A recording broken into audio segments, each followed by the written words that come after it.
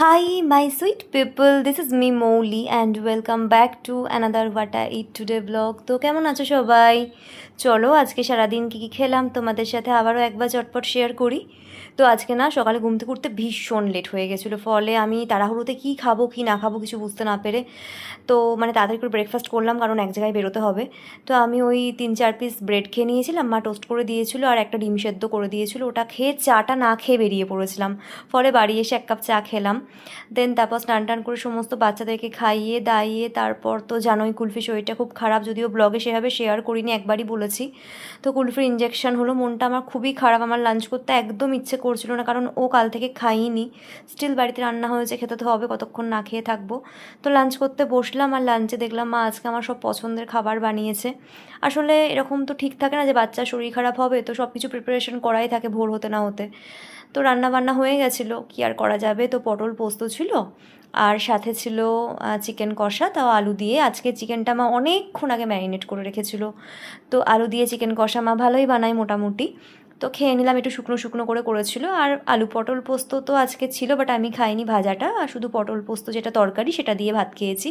আর এটা আমার মা দুর্দান্ত বানায়, যদিও এটা আজকাল আমিও ভীষণই ভালো বানাচ্ছি, তেল পটল, দই পটল, পটল পোস্ত সব কিছুই আমিও খুবই ভালো বানাচ্ছি। তো লাঞ্চটা ভালোই হয়েছে, তবে আমি জাস্ট 2 পিস চিকেন খেয়েছি, কারণ কুলফি সারা দিন ধরে খাই না, আমার সত্যি খেতে ইচ্ছে করছিল না। তো যাই হোক, মা বাবা সবারই মনটা খুব খারাপ, আমাদের কি আর করা যাবে।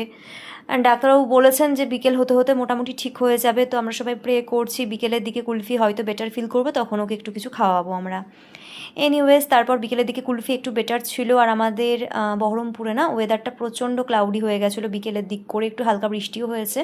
তখন একটু আম কেটে সবাই মিলে খেলাম, আর আমটা একটু ফ্রিজে রেখে খেতে আমি ভালোবাসি। আর এখন তো মোলাম জাম চলছে আমাদের বাড়িতে 2 দিন ধরে, তো সেটাই সবাই মিলে একটু খেলাম। তবে এতগুলো আম আমি কিন্তু খাইনি, জাস্ট এখান থেকে কয়েকটাই পিস খেয়েছি। আর তারপরে এই 7টা 7:30টার দিকে একটা মিষ্টি দিল বাবা, তো ওটাই খাচ্ছিলাম। তারপরে বাবা একটু চা করে আনলো, আর চায়ের সাথে একটু আঙ্কেল চিপস আর 2টো বিস্কিট দিয়েছিল। তো আমি মা সবাই একটু গল্প করতে করতে খাচ্ছিলাম। আর কুলফি এখন একটু বেটার রয়েছে, ওকে অল্প একটু ভাতও খাইয়েছিলাম, তো একটুখানি মনটা আমার কি বলবো শান্ত হয়েছিল আর কি। যাই হোক, চাটা বেশ ভালোই হয়েছিল, ফ্লেভার ছিল ভীষণ ভালো, আর ওয়েদারটা খুব ভালো সন্ধ্যাবেলা থেকে, তো ভালো লাগছিলো সেই জন্য।